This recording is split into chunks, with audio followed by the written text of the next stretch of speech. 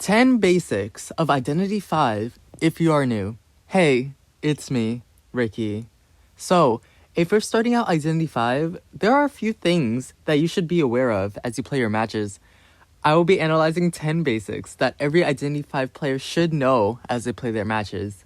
No matter if you play Survivor or Hunter, these things could potentially be useful for you in the long run. Please note that some of these tips will mostly be focused towards survivors, but I'll add bits of Hunter tips here and there when necessary. Here are the ideas I will focus upon: decoding, kiting, pallets, windows, rescuing, body blocking, cipher priming, communication, maps, and characters. Number 1. Decoding. When you decode a cipher, you will get something known as a calibration. When you hit the space provided, you will successfully completed a calibration. With time and effort, you'll be able to achieve a better calibration as you hit the yellow space provided. The yellow space is more slim than that of the regular. Once you hit it, decoding will be slightly increased by a small portion. 5 ciphers are needed to complete in order to reveal the exit gates. There are 2 exit gates in each map, and they could only be completed once the ciphers are done. When you pop a cipher machine, it means you fully completed. For hunters, be aware of the notification for someone who is decoding. Hunters will be able to see shaking ciphers, which is shown when someone is decoding a cipher machine. The more it shakes, the closer it is to being completed.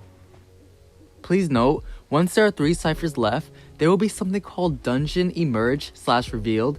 What this means is that there is an escape route for the last remaining survivor. If all the survivors are eliminated or escaped, the dungeon only appears at 3 ciphers left, and it can only be used if 1 survivor is standing. The dungeon can spawn in numerous locations on the map, and if discovered, let your teammates know where it is so that you could escape, or they could escape. The location will not change unless 1 survivor that is in the match takes a very long time. If they take a long time to get to the dungeon, a notification will then appear that say that the location of the dungeon will be refreshed to somewhere else. Number 2. Kiting. If you are starting out, you may not know what kiting means. Well, kiting is when a survivor is being chased by a hunter for a certain amount of time.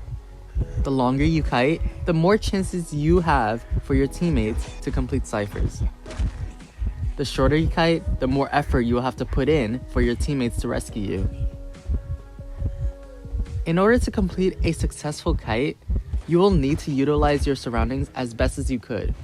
Pallets, windows, walls, decorations all must be utilized when the hunter is in pursuit.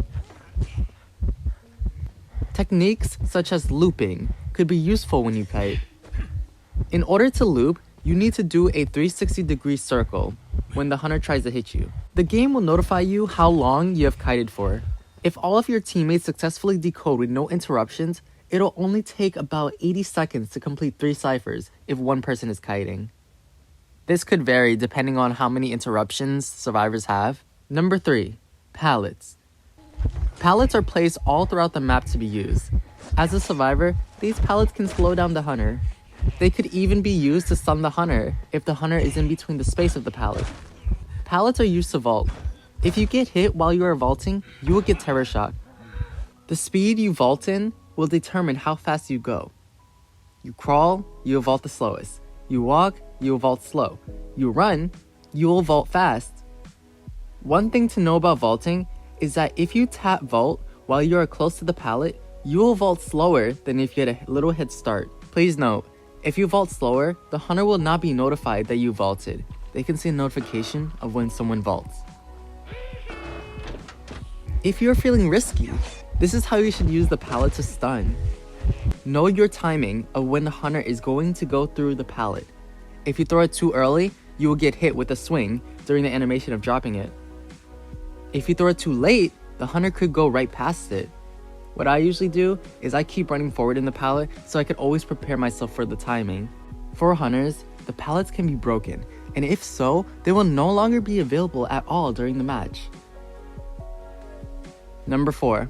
Windows. Just like pallets, windows are used to vault out of. They are placed around the map in buildings, long walls, etc.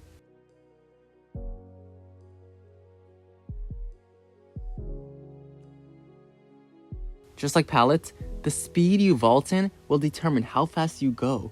You crawl, you will vault slowest, you walk, you will vault slow, you run, you will vault fast. One thing to know about vaulting is that if you tap vault while you're close to the window, you will vault slower than if you got a head start.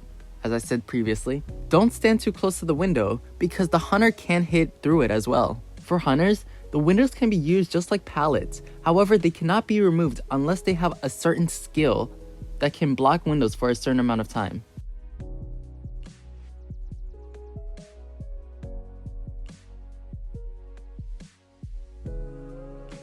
Number 5. Rescuing. When you save someone from the chair, there are certain things you should know. 1. Only one person should save unless that person needs help. It is recommended that you only save if you are at full health. 2. Waste time for others to decode. Don't save early when someone is on a rocket chair. In the meantime, continue decoding or hide until the timer gets close to the threshold, or half health or full health. 3. Save your teammates before half, where the line is, so that they are able to live longer, allowing them to be cheered a second time. If they are saved after half, they will have to survive as long as possible after being rescued. 4. Have the hunter hit the chair. This is a risky technique that takes trial and error, as some hunters may be smarter than others.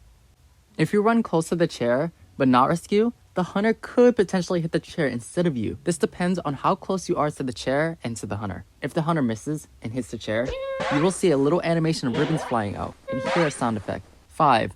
Remember your timing. If you time incorrectly and get hit while you're unsharing someone, you could get terror shocked. Be swift to get off the chair when the hunter wants to hit you in an attempt to terror shock. The animation takes a few seconds, so be sure not to commit entirely to the full animation when the hunter is waiting for timing. For hunters, camping is a strategy used to secure the kill. It means staying close to the chair when someone will rescue. Make sure you aren't far away, as someone will probably come to help. If they do, relax and wait until they get closer to the chair. If you hit them early, they will get a small boost, which will help them get to the chair faster before half. Sometimes being patient is the best option. If you don't hit them, sometimes the chair survivor will go past half. Tunneling is a technique used by hunters. It means that each time you chair a survivor, you will constantly go after that same survivor. What this does is that you focus on that survivor and try to eliminate them as quickly as possible.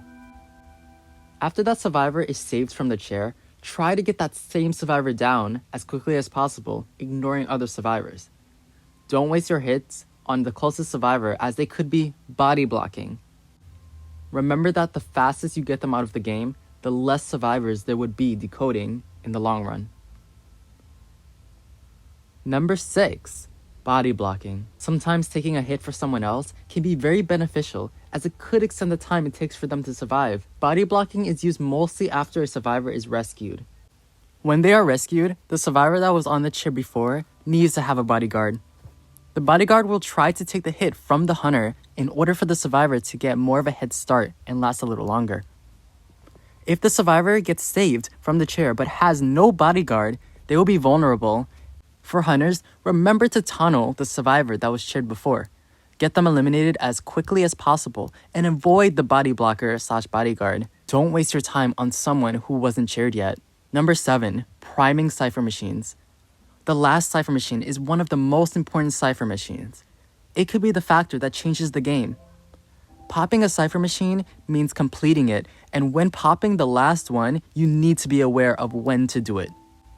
Survivors can carry a specific trait that allows them to heal up when the last cipher is popped.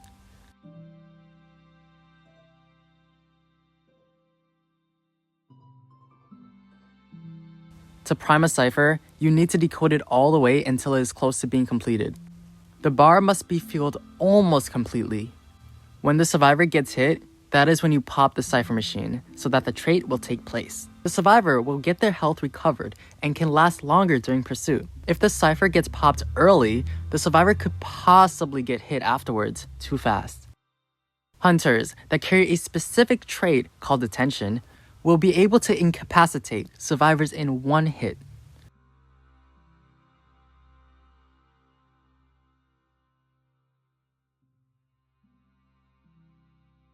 Usually it takes 2 hits to get someone down, but with detention, it could take 1 hit. That counts for 2. Detention takes place after the last cipher machine is popped.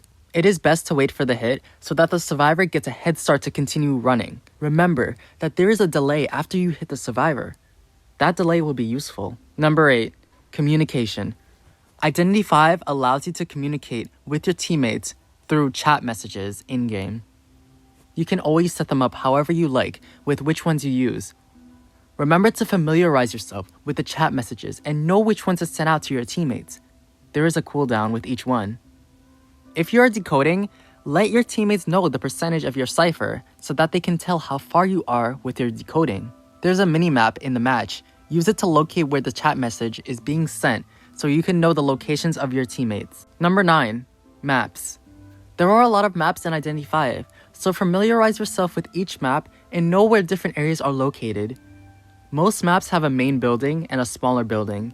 Get used to knowing where the closest window is and where the closest pallets are. It takes time to learn the maps, but once you get the hang of it, it will be easier to move around.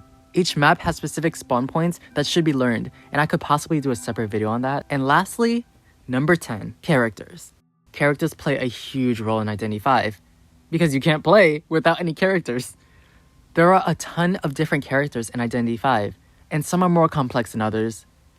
Get to know their different types of skills, their advantages, disadvantages, how they help others, what they do, and much more. Well, that is all for this video. I hope you guys enjoyed it, and I hope that this was kind of helpful for those of you that are starting out in Identity 5. If you guys want more videos such as this one, remember to give it a like, leave a comment down in the comment section, and remember to hit that subscribe button. It really helps me out. Hopefully, this will help you become a better Identity 5 player. Thanks for watching. Bye.